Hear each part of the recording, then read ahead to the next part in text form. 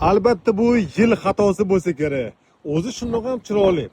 Ortiqcha narsa kerak bo'lmagan avtomobilga ortiqcha narsa qo'shib, juda ham bejirim bo'lmagan holatga olib kelib qo'yishgan.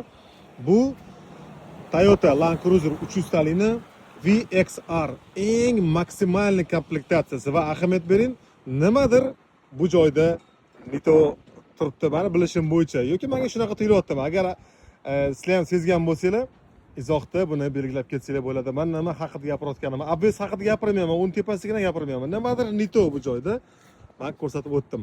Va oldi qismda qoshga necha endi qoshga. Bu qosh nima bo'ldi endi bu qosh? Nima qilib beradi endi bu? Shoxga o'xshaydi bu qosh hammi, shoxmi bu, nima balo bu? Xo'p, ABSlarni men tushunaman. Har xil ABSlar bor, lekin bunaqa ABSga bu yana chiroq ham yonadi. Choyningni qopqog'i deb shunga yetsa kerak menimcha. Faqat tepaga qopqoq qo'yilmagan bo'ldi. Bilishim bo'yicha yil xatosi shu bo'lsa kerak meni fikrim bo'yicha. E'tibor uchun buni yangi modellari bunaqangi darajada noodatiy qilinmagan, stok holatdagi 300 taliklar har qanaqa komplektatsiyasi bizda bor. GXR, VX, VXR hammasidan bor.